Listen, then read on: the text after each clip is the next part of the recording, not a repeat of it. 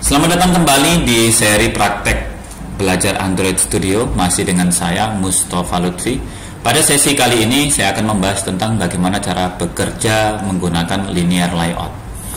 Linear layout adalah merupakan sebuah layout tampilan atau desain tampilan yang memudahkan Anda untuk merancang sebuah desain dalam pembuatan aplikasi Android. Dalam kali ini saya akan membahas contoh kasus bila kita membuat layaknya pesan, layout pesan, yaitu ada kepada, judul, kemudian isi pesan dan kirim.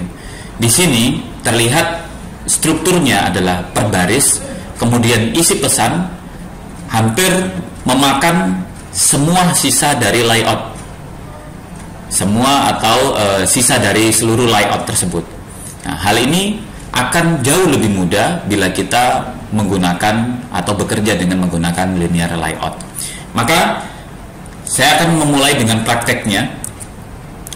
Nah, secara standar ketika kita membuat sebuah layout, maka layout dari Android Studio akan dibangun dengan menggunakan relative layout. Relative layout. Jadi kalau kita lihat struktur XML-nya, maka akan dibangun dengan relative layout. Nah, untuk itu saya akan membahas atau mengupas tentang pembuatan seperti contoh yang tadi dengan menggunakan linear layout, dan saya memulainya dengan menggunakan bahasa XML.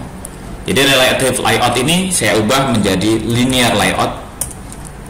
Ini akan berubah menjadi linear layout, artinya desain yang tampil pada layout ini sepenuhnya bentuknya adalah linear layout. Linear layout terbagi menjadi dua, ada horizontal dan juga vertikal. Perbedaan yang mendasar adalah horizontal bentuknya seperti kolom, kemudian vertikal bentuknya seperti halnya baris. Nah, dalam kasus contoh yang diinginkan ini lebih kepada bentuknya seperti baris, maka kita menggunakan linear layout yang orientasinya vertikal. Maka dari itu pada struktur XML saya menambahkan coding untuk linear layoutnya, yaitu orientation dalam bentuk vertikal. Kemudian di contoh tadi kita lihat ada 3 edit text, yaitu kepada, judul, dan juga isi pesan. Kemudian kita lihat ada satu widget menggunakan tombol kirim. Maka saya tambahkan 3 widget edit text. Ketika kita menuliskan widget edit text, maka muncul secara otomatis layout width dan layout height. Layout width berarti ukuran panjang dari edit text tersebut, sedangkan layout height adalah ukuran tinggi dari edit text tersebut.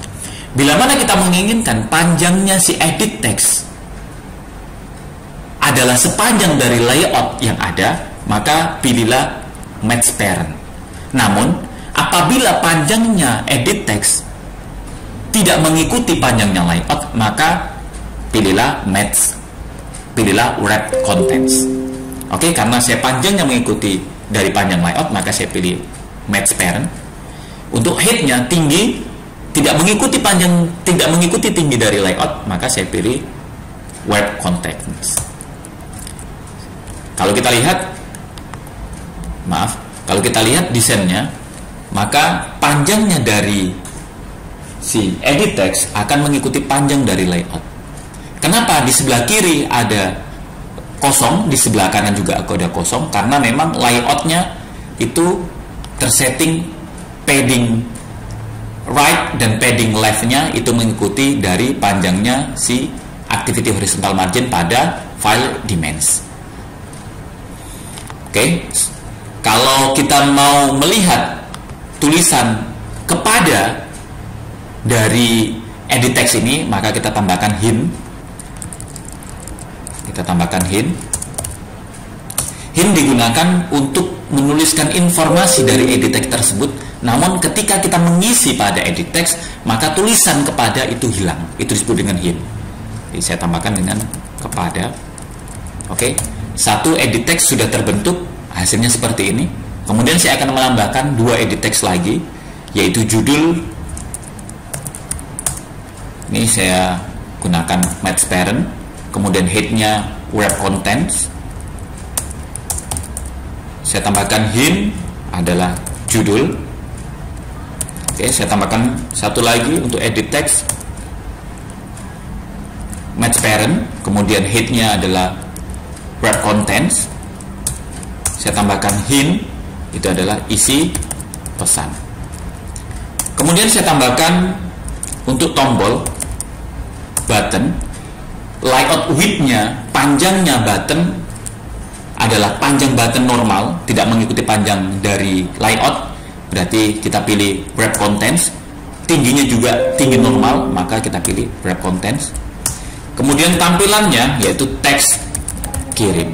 Jadi kalau kita lihat dari struktur XML yang baru saja kita tulis, maka hasil dari desainnya adalah seperti ini. Bila kita menginginkan tombol kirim berada di sebelah kanan dari layout, maka kita bisa menambahkan layout gravity pada button. Jadi saya tambahkan layout gravity untuk yang right. Kalau kita lihat hasilnya, maka button sebelah kanan.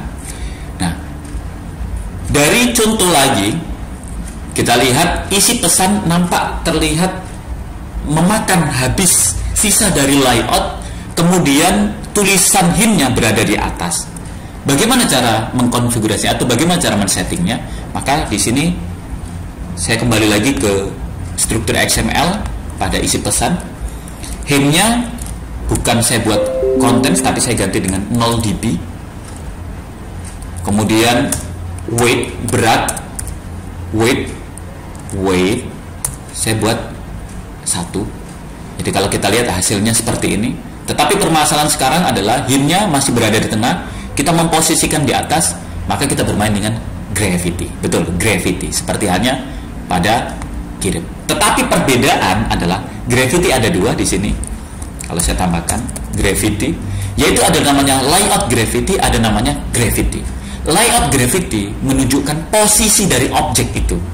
Tetapi gravity adalah memposisikan hint-nya atau teks atau isi berada di mana. Karena kita menginginkan hanya hint atau teks, maka kita pilih gravity saja, berada di top. Kemudian kita lihat hasilnya seperti pada contoh. Sama bukan? Oke, demikian materi sekilas tentang bagaimana bekerja dengan linear layout dengan saya Mustafa Lutfi. Terima kasih atas atensi Anda. Sampai jumpa di sesi berikutnya.